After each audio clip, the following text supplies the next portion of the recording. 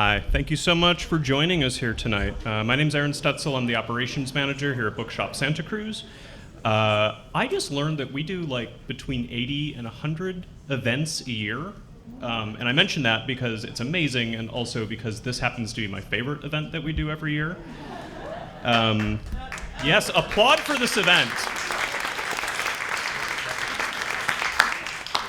Tonight's presentation will feature Artistic Director Charles Pasternak and the directors of Santa Cruz Shakespeare's 2025 season. They'll be giving us a preview of the shows. It'll last about an hour, and there will be time for questions and answers at the end.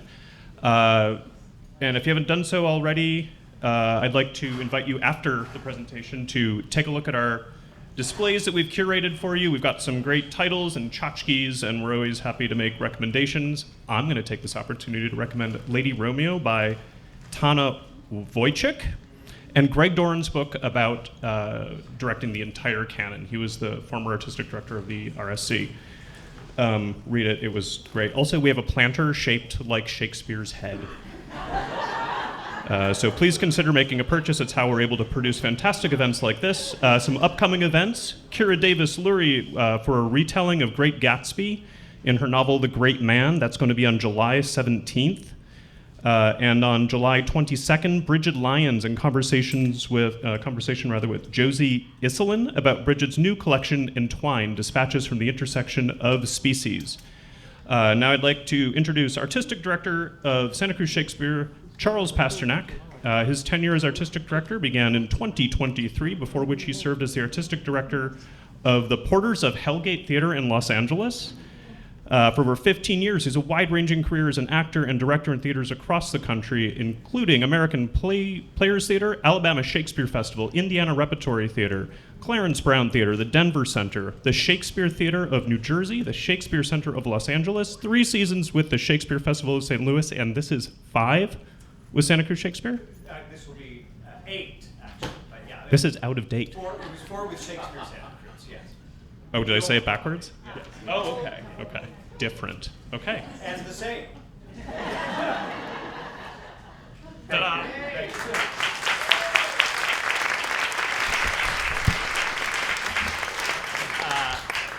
Thank you to Aaron and to Bookshop. Likewise, this is my favorite promotional event every year.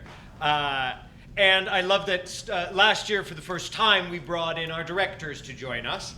And it was clearly a success. And it's my great pleasure to get to share them and their artistry with you, because you see their artistry on stage, obviously, but to get to interact with them personally, often it's something that you as an audience don't get to do. They open the show and they get out of here. And so it's a wonderful opportunity to spend some time with these 3 beautiful artists. 2025, this is my second solo season. Last year, we were very brave and launched a season of expansion. We expanded into the fall for the first time in the 44-year history of both companies to experiment, to see if we rehearsed a show in our repertory and prepped it to run after the traditional summer season. Would anybody come? Would it get lost in the shuffle? Would people be excited? And so we started with the Glass Menagerie last year, and it was a wonderful success. And then we followed that up by expanding back into the holiday tradition with the Christmas Carol starring Mike Ryan, and it was likewise a wonderful success. So we did something brave, and it paid off, and we're returning to both of those things again this year. And in an endeavor to always do something that frightens us, and to continue testing what our audience will embrace. This year, our sort of scary thing is that we're producing the first summer musical done at this festival in over 30 years. It's something I'm incredibly excited for, proud of, and I'll speak more about it when we get to Jerry, our second director. But in putting the season together, as always, I hope it doesn't sound too fancy. I hope that a season itself in a repertory theater is a piece of art, that it's not just the individual plays, but how the plays speak to each other, that create a piece of art for you, the audience. So that if you see one show, I hope you love it, but if you see all of the shows, not only do you get to experience the shows on their own, but you get to experience the shows in conversation with each other. And so my hope in every season is putting together a season that talks to each other, and whose conversations, I hope, can breed deeper understanding of the plays, of all of them, can excite conversations on your way home. I always want us to be asking questions rather than answering them, so I hope that these plays in conversation with each other inspire more questions rather than less. So that's the sort of means by which I approach a season. And of course, we want to open with a Shakespearean comedy. It is part of how the backbone of our sort of financial caretaking. It sells, and I love them, and I think they're great pieces of art. I take no shame in saying this, that part of my planning starts with a Shakespearean comedy. And then what comes next, and what balances that. And if we balance them right, can we do some riskier things on the back end? So it was years ago that I thought of doing Into the Woods with a Midsummer Night's Dream in Rep. And my favorite is the original Bernadette Peters Broadway production, the video of which I have seen countless times. But I've always loved this show, and it has always occurred to me that it speaks beautifully with A Midsummer Night's Dream. Both plays take a group of, in a way, escapees into the forest, seeking for something that they cannot find in their daily lives. Everything falls apart in the forest, and then they emerge from it changed. And I didn't know when to program this, but I've said before, I had to pick this year's plays before our most recent election. So I had to sort of pick a season that I felt would work on either side of that election. And that's not easy. That's not easy. There are certain choices that are obvious on one side, but I don't know that they tell the same story on the other side. And so this journey into darkness and these redemptive tales, these tales about how much we need each other, how we can only thrive as a community, and a community in conversation with one another, no matter how many differing viewpoints we have, I felt would be it's not that I'm putting so much political thought into it, but I thought that it would serve no matter what happened. And I'm proud of it, and I'm proud of the work that's being done so far. So I've wanted to do Midsummer and Into the Woods together. And of course, after Sondheim died, I knew I wanted it to be our first musical, and hopefully our first of many. But we'll see how this audience responds to it. And then what to do with the third show. I love Pericles. It's rarely done. For the first time, maybe in any artistic director's tenure, I had some people asking me about it after our 23 production of Book of Will, where it's a running joke in the play.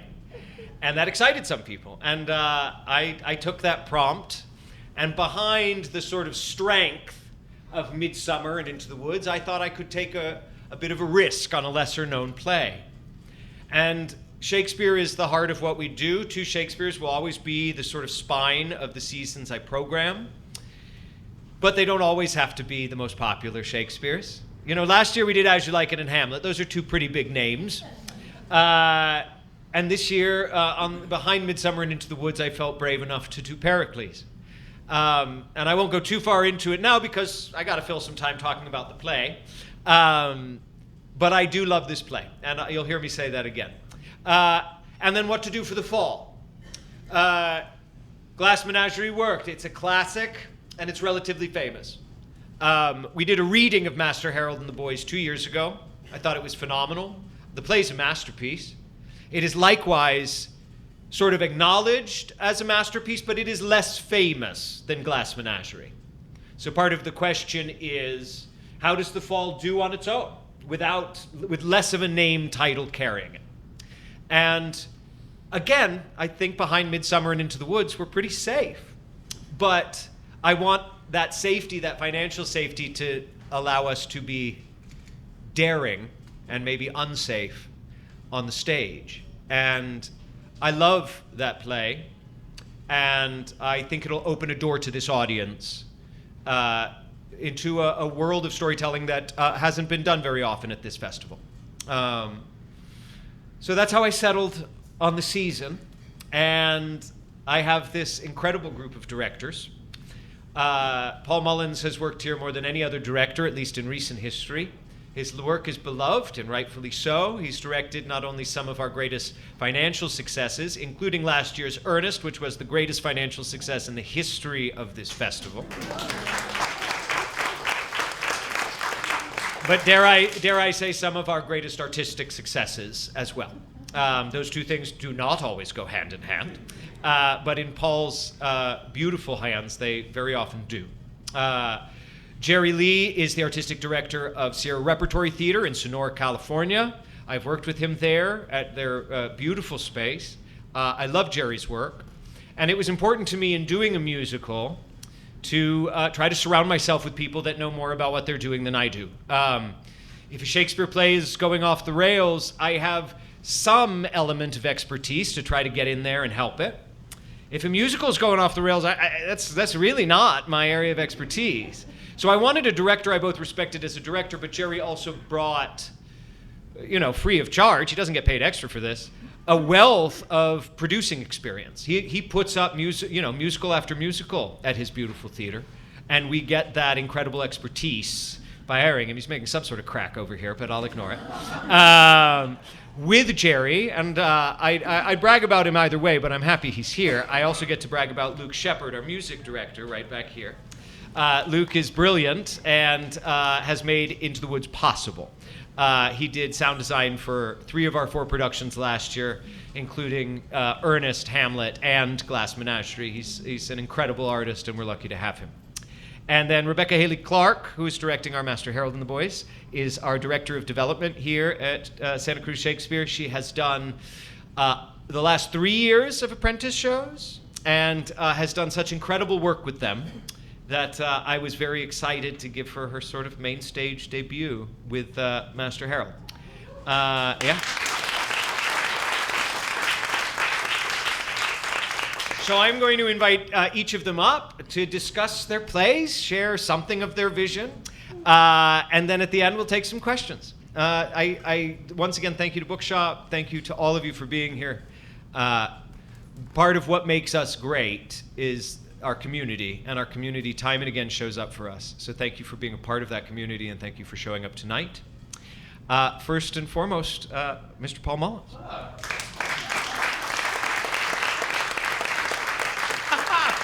There's a lot of you. Hello. Yes, as Charles said, I will be directing the little known and rarely performed A Midsummer Night's Dream. I love A Midsummer Night's Dream. Here's a few things I know. A Midsummer Night's Dream was written in 1595, 1596, when William Shakespeare was in his early 30s and having a very good time. His young acting company, the Lord Chamberlain's Men, was having a very good deal of success. In the 5 or 6 years preceding this time, he had written and had produced The Taming of the Shrew, the 3 Henry VI plays, Richard III, the Comedy of Errors, The Two Gentlemen of Verona, and Titus Andronicus, of all things. And then around the time that he wrote A Midsummer Night's Dream, he was also writing and did write Romeo and Juliet, Richard II, and Love's Labour's Lost. Not bad. Scholars think, may be true, that A Midsummer Night's Dream was written as a commission for an aristocrat's to be first performed at an aristocrat's wedding celebration. You can't prove it, there's no things that prove it, but I think it's got to be true. I mean, the play starts with references to the impending marriage of Theseus and Hippolyta. The lovers run to the forest to escape a prearranged marriage. In the forest, the king and queen of the fairies is having a little dispute in their long-term relationship, which ultimately they reconcile. At the end of the play, there's a triple wedding. And then imagine that you've commissioned to be performed at your child's wedding celebration a play in which, at the end of said play, there is a play performed for a wedding celebration. Come on, that's good. The play was famous from the beginning and popular from the beginning. When the play was first published in 1600 in the first quarto, the title page said that the play hath in sundry times been acted publicly, and the play hath been hath in sundry times been publicly acted for the last 400 years. It is the most produced Shakespeare play. For many people, it is the first Shakespeare play they ever read or the first Shakespeare play they ever saw produced. And for many people, it is their favorite Shakespeare play. Why? Why do the humans like A Midsummer Night's Dream? I don't know. However, I have a couple of ideas about why. I think it has something to do with that the play is an astonishing blend of imagination and an incredible deep insight into human nature. He creates this exciting world where love, magic, and transformation blur the boundaries between reality and fantasy. In this dreamlike forest inhabited by fairies and runaway lovers and bumbling would-be actors, he tells this beautiful story of love and identity, of desire and illusion, and of betrayal and reconciliation. And he tells it with some of the most beautiful words he ever put down on paper. A Midsummer Night's Dream never gets old. I think that's the other thing, because I think every time you see the play, each viewer interprets this dream in a very personal way. And each time you come back to it, you're changed. Time has changed you, experience has changed you, the state of the world has changed you. And when we are told the story again, new things, I think, are almost always revealed. I think that's the magic of the play. The viewer returns to see their own reflection in this dream. I am very excited to be back in Santa Cruz, as I am every summer. I am very excited to be with this incredible company of actors and designers and technicians and theater makers, and then finally, with you all, the audience, to see and explore what this great, great play has to reveal to us this time. Thank you.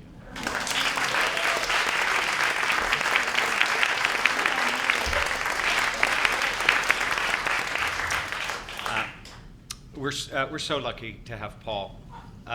Midsummer was my introduction to Shakespeare, and occasionally I hear people say, somebody will say to me, "Really, another Midsummer?" And yes, we need it.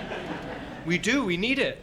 We need it. And if you've seen it 4 or 5 times and you're bored of it, then I'm sorry. Come see it again. You know.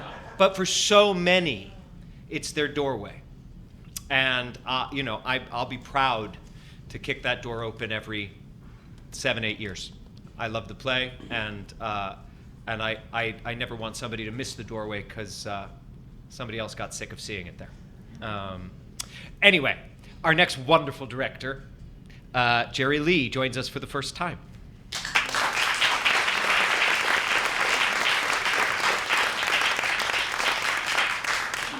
Hi everyone, what a lovely turnout. My name is Jerry Lee. I'm the artistic director at Sierra Repertory Theater, and so happy to be joining the company this year to work on this, my very favorite musical. Into the Woods is a musical. Thank you. Into the Woods. It was written in 1987 by James Lapine and Stephen Sondheim. It was their second collaboration. Their first collaboration was a conceptual musical called Sunday in the Park with George that premiered off Broadway and then transferred to a Broadway run. It did not, not that this matters, it didn't win the Tony, but it won the Pulitzer. So there. They knew that they wanted to work on something together again. And so they jumped at creating a quest story. Stephen Sondheim says that he wanted to do something like The Wizard of Oz, or like Peter Pan and Alice in Wonderland, where the characters were going on a journey. And they chose to, when they were exploring fairy tales, they discovered that fairy tales are, inherently short stories. There's not a lot to fill an entire evening. And I thought it was really interesting that they reference our Disney movies and adaptations of fairy tales in film, that most of those stories rely on a B plot, which takes up a lot of the action in those. If you think back to the animated Cinderella, it relies heavily on the foibles of the mice building dresses and going to war for Cinderella over a key. So they decided to put all of these stories together. They decided to use the Grimm's versions for most of the stories. Cinderella, Rapunzel, Little Red Riding Hood, and there's also Jack and the Beanstalk, there is not a Grimm's version of Jack and the Beanstalk that comes from English traditions. But we just say they're all Grimm, and everyone seems happy. They chose those versions of the stories because it sent those characters into the woods to fulfill their quests. And it didn't rely so much on magic and fairy godmothers and divine magic to solve their problems. They had to be solved themselves, making it a more human story throughout. The quest that we're going on with Into the Woods is centered around the story of the baker and the baker's wife who wish to have a child, which is a familiar theme inside of all these fairy tales. And they're greeted by their next-door neighbor, the Wicked Witch, who in the Grimm stories is called the most fearful witch in all the world. So they live by a celebrity. And she's very intense. She's wicked. And she sets them on this journey to retrieve 4 objects. And they don't know why, but she says, if you get me these 4 things, then I'll give you a child. And that sets. She lifts the curse on their house, which will allow them to have a child. So Act 1 is really a brilliant farce, watching all of these characters come together in the woods, to all their storylines entangled with one another's. And for those of you who don't know the play, I don't want to give a lot away, but you're in store to watch. I think one of the most brilliant farces written. And Act 2 subverts the whole thing. Our characters, after a period of time, intermission, are now found living in their happily ever after. And they have to deal with the disillusionment. Disillusionment? Yeah. I didn't drink anything at dinner. I had a Coke. Happily ever after doesn't exist, and they have to come to terms with that. And then all of a sudden it becomes a war play with a giant from Jack and the Beanstalk coming back into their kingdom to seek revenge for the things that happened with Jack. And that's basically the story of Into the Woods without giving a lot of other stuff away. I would like to take some time to talk about my relationship with this musical. Charlie mentioned the original Broadway production, which was filmed for PBS on a program called American Masters. And they brought back the original cast, Bernadette Peters, Chip Zien, Joanna Gleason, who had all moved on from that production, but brought that original cast back to do a pro shot of that recording. I was not old enough to be able to tell time when this was aired on PBS. And my parents... my mom told me about it. She said, "Oh, it's a fairy tale piece that's going to be on PBS." And I loved fairy tales. I had a ton of fairy tale books. I really loved Shelley Duvall's Fairy Tale Theater. If we all remember that program, that's what I really grew up on, and the Disney movies, of course. But so in fairy tale fashion, they were like, okay, when the clock on the oven says 6:15, press record. And so I sat there in the kitchen, 6:15, and waited for that. If I was too young to tell time, where were my parents? And I was alone doing this. And what I didn't know, that I was recording something that was going to totally and completely from that moment change my life. And it's, I'll always get emotional talking about this play because I love it so much. And it was a thing that has guided my entire life, my career. And I love it very deeply. But I didn't quite know why I resonated with it so much, other than just loving these stories. But this idea of loneliness that the play evokes, and our responsibility to people who really need care, kids who are left alone, kids who need someone in their orbit to say, hey, I'm here for you, and I hear you, and if you need anything, you can count on me. I think this musical says that really brilliantly, and I'm excited to share this with this really lovely, quite smart audience, and I hope that you all love it as much as I do. I think that's enough. Thank you.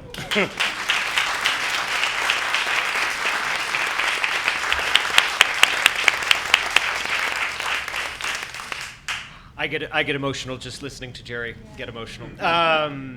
And I saw design runs of both of those shows yesterday, and they're both going to be excellent productions. So Pericles, I'm directing Pericles. Pericles is one of Shakespeare's late plays. It's usually wrapped up in what we have it's been passed down to us to call them romances, which really isn't a term that applies to them in a modern sense. They're tragic comedies. They're filled with the gray. I think most of Shakespeare is filled with gray. I don't think any of it's black and white. I think part of his greatness is his ambiguity. But these late plays are really filled with ambiguity. Pericles' partners are The Winter's Tale and Cymbeline chiefly. I mean, The Tempest and The Two Noble Kinsmen are also of that era, as is Henry VIII. But I really think that trio of somewhat lesser-known plays are these sort of really gray tragic comedies near the end. And I love them. I love how ambiguous they are. I love how complicated they are. I love that they don't answer the questions. And we as artists have to make certain answers and make certain choices. But I think it's respectful of our audience not to sugarcoat it. This play will be a little harder, but it will reap great rewards for those that lean forward to take it in. It's also a magnificent adventure. You know, we start with a young man on a great journey. He's going to win a young woman by answering a riddle. I mean, it lines up with the fairy tales. And then he discovers something pretty dark. The young woman is unfortunately caught in an incestuous relationship with the king, her father. Yeah, we go right there. It starts with incest. And in that discovery, he becomes terrified and flees. And he flees home, but that king is a powerful king. He knows that Pericles has discovered the secret, so he pursues him. And what ensues are multiple storms at sea, a shipwreck, 2 more kingdoms, one that he saves with the corn in the holds of his ships, and another after shipwreck where he competes in a tournament, wins another young lady, does get married, has a child, wife dies at sea, takes the child back to kingdom number 2, and that's the first half of the play. And then Act 2 starts 15 years later with his daughter, Marina, and the second half really is her story for a while. And she's one of Shakespeare's late, great heroines. Imogen in Cymbeline is like this. These young women in the mold of your Ophelias or your Desdemonas, but with more spine, more self-actualization, more journeying, more gray. And she is put in some horror. I mean, she gets kidnapped and sold to a brothel, and that makes up most of Act 4 in Shakespeare. And it's this incredible threading of the needle in this brothel where there's some truly funny scenes surrounded by some truly ugly darkness. And again, it's not black or white. It lives in the middle. And then Act 5, Scene 1, I think is one of the greatest scenes Shakespeare ever wrote. And I include all the great tragedies among that. I think it's in his top 10 when Pericles and Marina find each other. And like the rest of his late plays, this is a play of miracles. It's a play of rebirth. It's a play of redemption. It's a play of forgiveness, which is part of what's complicated. You know, some people struggle to forgive Leontes at the end of Winter's Tale, but I think Shakespeare wants us to. We have to. We have to forgive each other. And Pericles has done less of a direct sin, but the play starts with him abandoning one young woman. And after almost 20 years of trials, rediscovering his daughter. And has the line, "Thou that begetst him that did thee beget, I am born again from my child." And I find it so deeply, deeply moving. So it's a wild adventure. I love the play very much, and I think this audience will love it very much. I'm also excited for the first time with our mobile unit set, we're drilling it all together and creating a rotating stage. So Michael Schweikart, our great scenic designer who built these mobile units 2 years ago for us that we've been using in new and more exciting forms each year. He and Paul actually have been brainstorming this idea for a few years, but haven't settled on the right play for it. So finally, Michael said, "You're talking about some of these things. Would this work for you?" And I said, "Yes, I would love it." Of course, it's made life hell in the rehearsal room. But when we're on the stage and have the sucker to move around, I'm looking very forward to what we can do with it. So that's Pericles. It's been done only once in the history of this festival, and I'm thrilled to bring it back for a second time. Yes, yeah.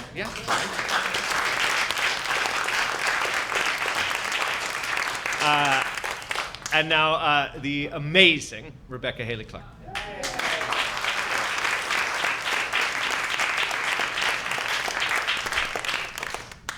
think that's better. Project, I guess. Projection? Okay. Hi, everybody. My name is Rebecca. I like to just start by talking about a little bit about myself because I am from Santa Cruz and I am so proud to be from this town. Thank you. And it is my Midsummer Night's Dream to work at this festival, a place that I grew up. I went to Galt Elementary. I talk about this a lot. Yeah, can you not hear me? Sorry. I went to Galt Elementary, Bransford Middle School, Santa Cruz High, and I had my first dose of Shakespeare at Galt when I was a kindergartner. The sixth graders would put on a play. That year it was Macbeth. Yeah, and it was super exciting. And I got the bug, I think, ever since then. And my mom, who's here, was actually reminding me that I ushered at Shakespeare Santa Cruz. I think they were doing Much Ado. And to now be here directing a play on the main stage, it truly is a dream come true. So I'm so happy that I get to do it also with the play that is Master Harold and the Boys. Now, some of you have probably not heard about Master Harold and the Boys. Maybe you're not that familiar with Athol Fugard, but you're about to be. And it is truly divine timing that Charles, in his infinite wisdom, decided this year to do this play. Unfortunately, we lost Athol Fugard this past year, but it is an honor, a responsibility, and a privilege to be working on his work so soon after his passing. He was a staunch anti-apartheid activist, and this play is probably one of his most autobiographical. It is about a young boy, a 17-year-old boy named Hallie, sometimes referred to as Master Harold. And the events of this play I don't want to give anything away either, but a single day, a single set, 3 actors in a tea shop in Port Elizabeth, South Africa. And what happens in that microcosm of a day really shows us the terrors and the horrors, without actually showing them, of apartheid in 1950s South Africa. And I think for me, what's so beautiful about this play is that it can seem really far removed from this town, from this community, which is a beautiful place to grow up in and experience the world. You know, we're going all the way to South Africa, we're going to 1950, but I think there are more connections with our current place, day, and age than we think. And we're going to chart that through the African diaspora. Our music director, our lovely Luke Sheperd, and I have been, give him some more shout outs because he's wonderful. He is. We've been really talking about the role that music plays in this, because this play is also about art. It is about dance. It is about how you get through oppression. It is about survivorship and how art plays that piece. You know, the theme of this season is no one is alone.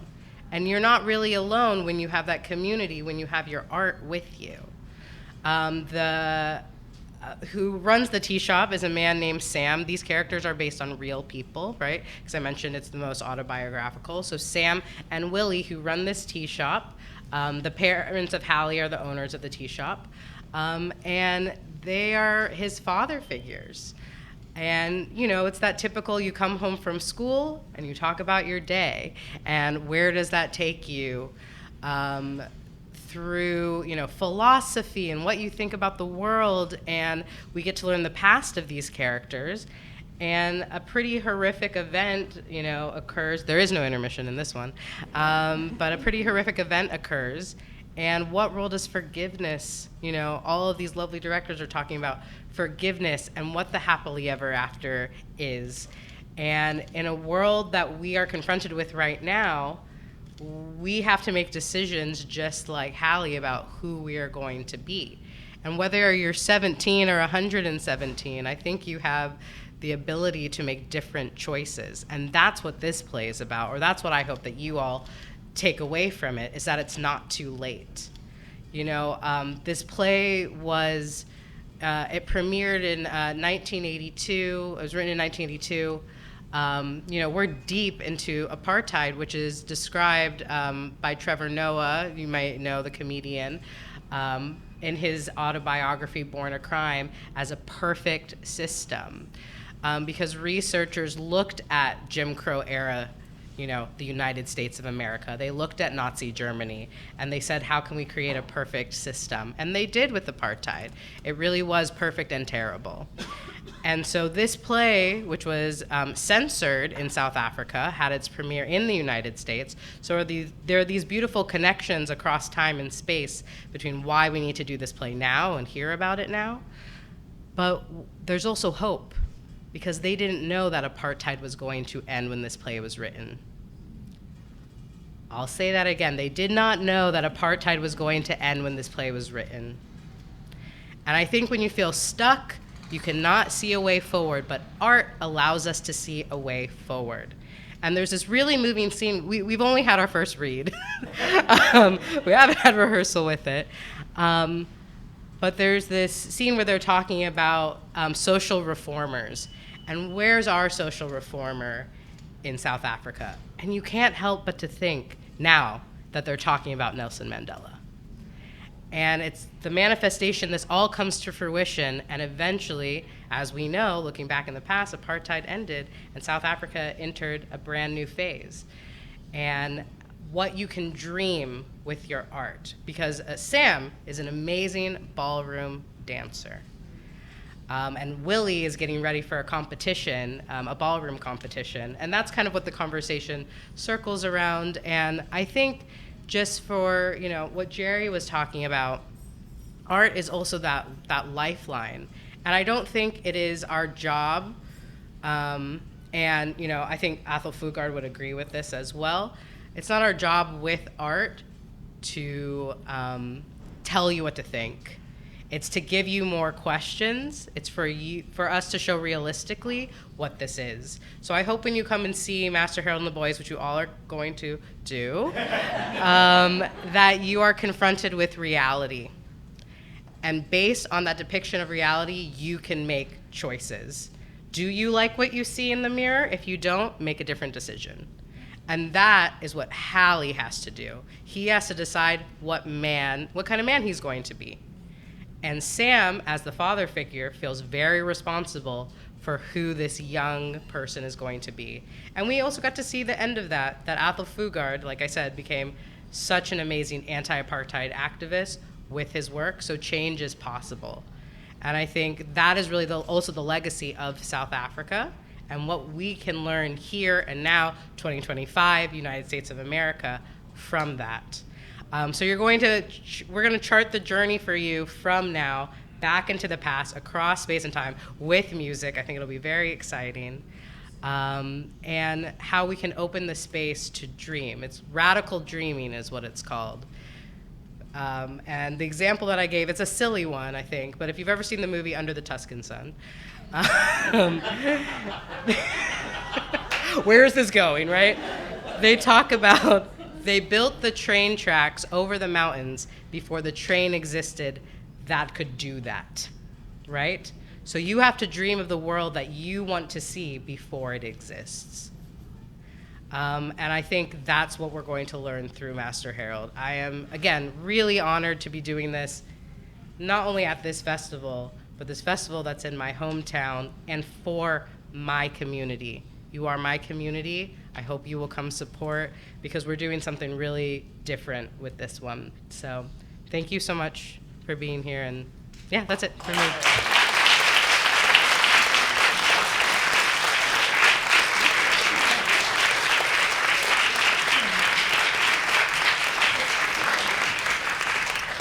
Every one of my amazing directors has made me emotional today. Athol Fugard, he premiered at Yale when he came to the United States, which is also where August Wilson began his career.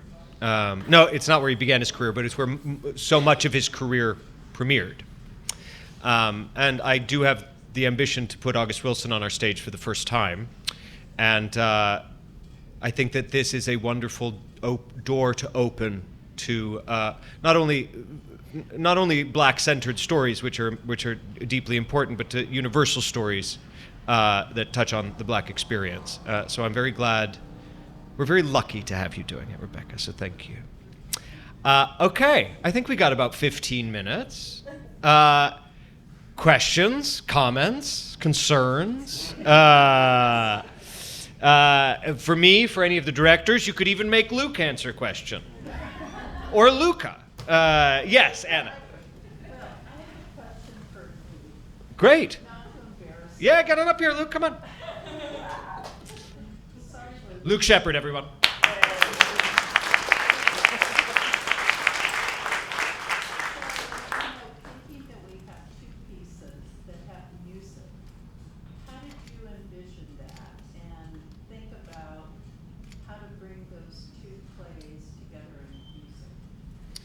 The question is about Luke working on the music for 2 different productions, and you worked on 3 last year.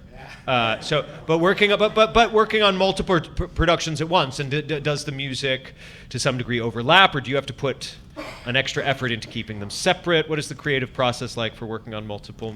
Yeah. Sure. Yeah. I mean, each of these plays, I think, in this season has very much a life of their own and a breath and an energy of their own.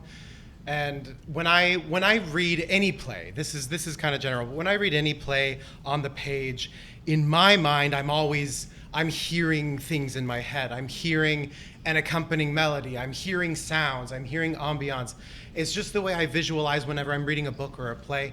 And so when I read Master Harold for the first time, this was last year, and then I reread it like 100 times since in preparation for this. Every time I read it, I hear things. I hear I hear the drama in it. I hear the humanity in it.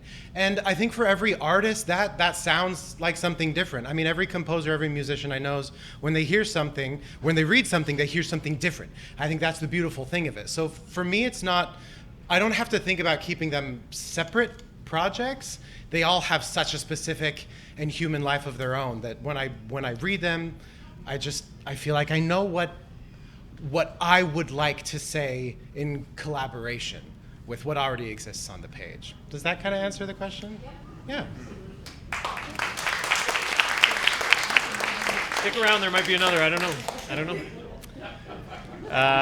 Yes, Ben. Yeah, this is a question for Paul Mullins. Excellent. Regarding Midsummer Night's Dream. I was wondering what time period or setting it's going to be in, because with Hamlet, we did it in like the late 1960s, early 70s, America. I was wondering if there's a specific time period or setting. Yeah, Paul. It was in Midsummer. Everybody can hear Ben the question because Ben has a beautiful voice. Go ahead, Paul, answer the question. No. That's about as, that's. I know that's bad, right? Well, but no is the answer. Well, it looks like.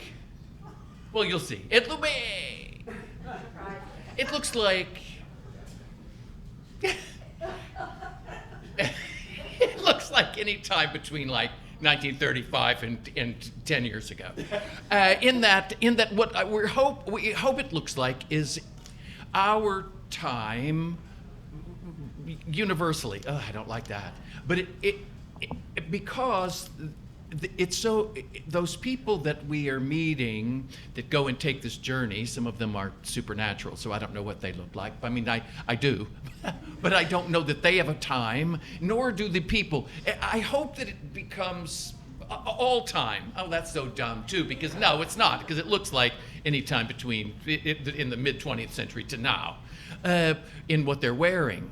But we didn't want it. We talked about it, and I certainly have seen it, and everyone has, in different specific times. And we kind of wanted to, when we first started talking about it together, we sort of wanted to go away from it and not say, oh, we're going to make it look like the 50s. Parts of it might, but it doesn't. But it's all. Oh God, I hate that answer, don't you?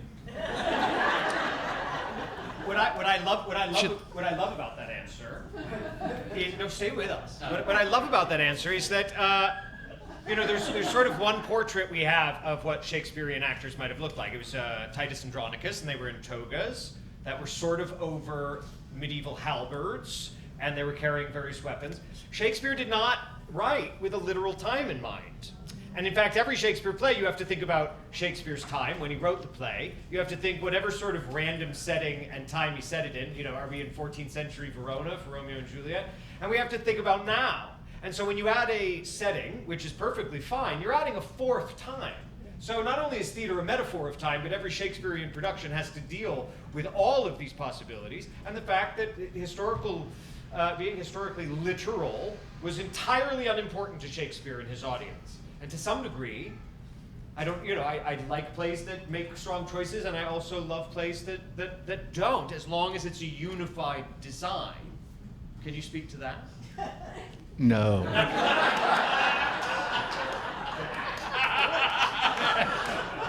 I don't know. I hope it is. I think it is. I think it's a unified design. One thing we did do, I can't say this because here's something that you get when you get into A Midsummer Night's Dream. And this is not a spoiler alert, I don't think. Well, yeah, no. In the first 3 minutes it said, you have to envision a world where someone can come in and say, I want my daughter to marry this man, and if she doesn't do it, I want to claim the law of this place and have her put to death. Okay, so that's hard. So you go, okay, we're going to make it look like America in the 60s, and you go, well, I don't know. Then they say that, and you go, oh, well, I don't know. So what do you do? I don't know. Anyway, I tell Charles I don't like to come to these kind of things because I don't like the things I have to say. And now I fail. But what I'm going to take from what Charles says, I try to direct plays as Shakespeare wanted you to, and not to pick that extra time. Oh, that's not true, because I often do, as you well know, like to pick a time. But anyway, that's where it comes from. Hopefully, See, it's bad. Let's go on.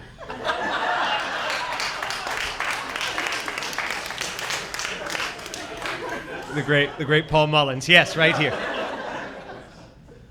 Jerry Lee. Hey, Jerry, hi.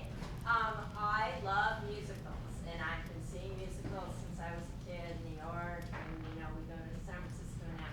I have never seen Into the Woods. Yay! And I've been kind of like afraid to see it. So what do you want to tell me about? It's great.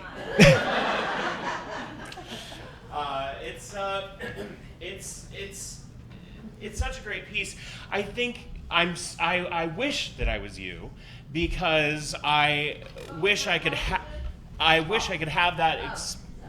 Sorry, to repeat the question, it's just for a musical lover. She has never seen Into the Woods and is in fact a little intimidated by it, I think, and asking what advice Jerry might have. Yeah, it's I envy anybody who hasn't seen Into the Woods yet. If I could relive that experience of seeing it for the first time, I would take that in a heartbeat.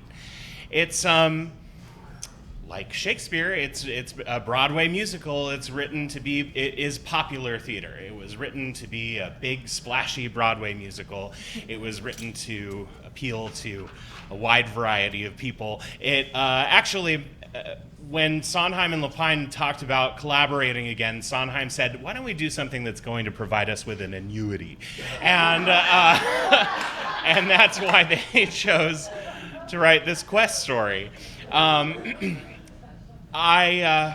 It's very, very funny. Act 1 is just such a brilliant comedy, and then the depths that you go to in Act 2 are really incredible, and I think surprise a lot of people. It's a very satisfying evening of theater, and I think for people who have seen it, the show, there was a review written of the show, I think the revival, that said seeing it again was like it aged like a fine wine. And this play certainly does that. And for young people seeing it for the first time, or maybe possibly even seeing theater for the first time, it's a wonderful gateway drug to theater, professional theater and musical theater. Yeah. And it's set in Budapest in 1835.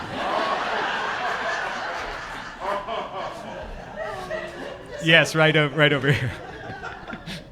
Okay, on the note of Pericles, are there other lesser-known titles that you can envision performing years down the line in the top three? Great question. Are there other lesser-known Shakespeares, a la Pericles, that I can envision programming down the line? It's easy for me to say all of them. I love the canon, and there are, I think, 8 shows that this theater has never done. I'd love this theater to claim that it had done the whole canon. Now, to do those in a financially responsible way and not just try to stuff them all into 2 years and maybe flounder the company, it'll take a while. But great question. Top 3 lesser knowns. I mean, Cymbeline, so one of the other romances. I think it's only been done once. Danny Shea directed a very popular production of it. A show we have never done is Troilus and Cressida, a play I love, huge, tough, ugly, beautiful, war, tragic. And for a third, I'd say The Winter's Tale, but we have done it recently. We did it in 2019. What's that? King John. We've never done King John, and I love John. I might actually edge it for The Two Noble Kinsmen, which we have never done. It is the least known Shakespeare play, co-written with John Fletcher, but I quite love it. And it's a good rep with Midsummer because they both sort of start and focus on the Theseus. One is before his Midsummer is before his marriage to Hippolyta. Two Noble Kinsmen is after his marriage to Hippolyta. Now, they're not truly sequels, but done in rep, there are some interesting doubles that you could do there.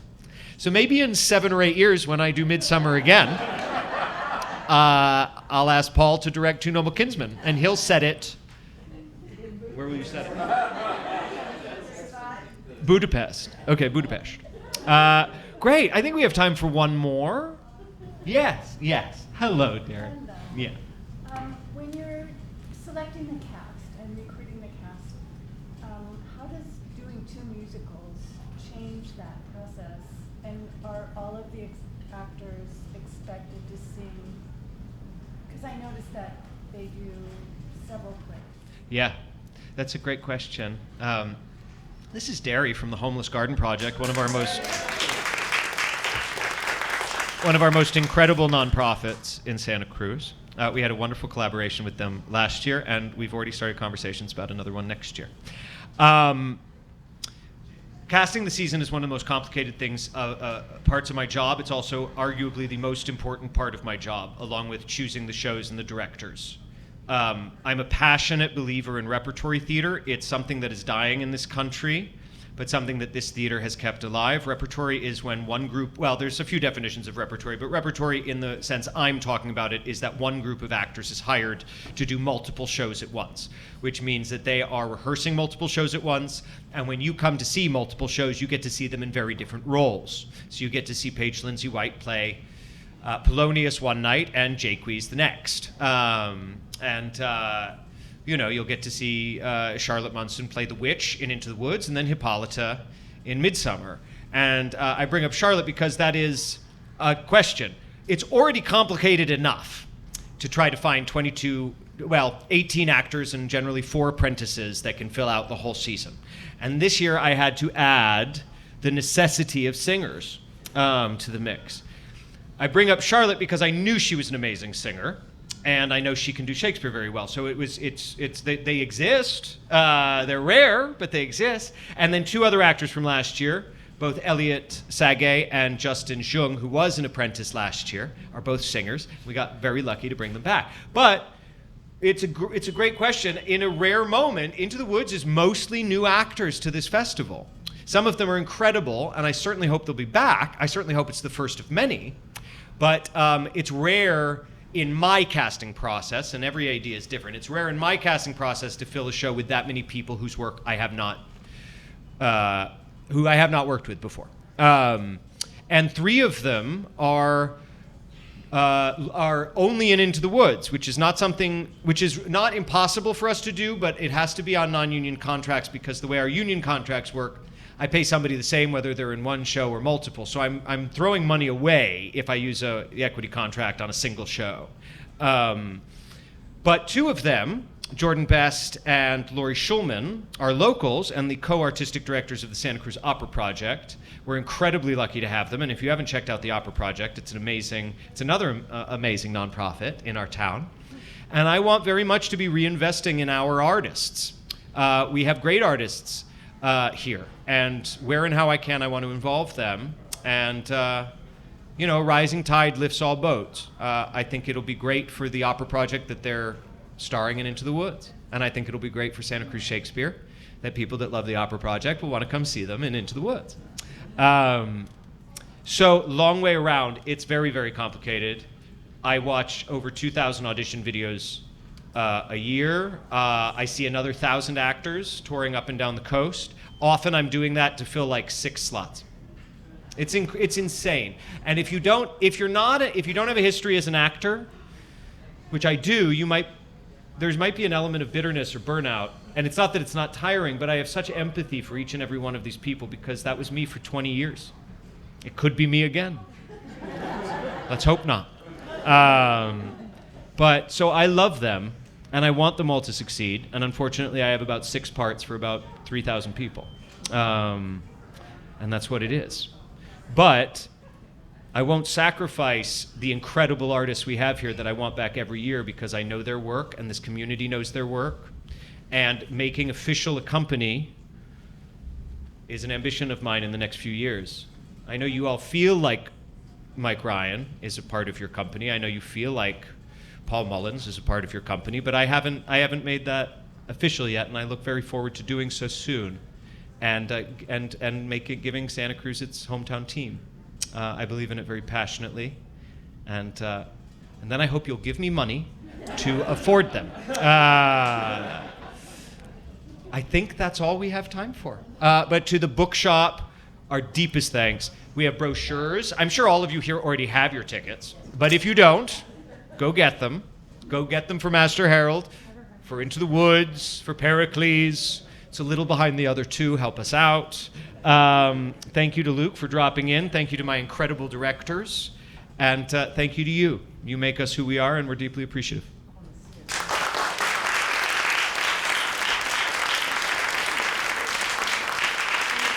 And good night.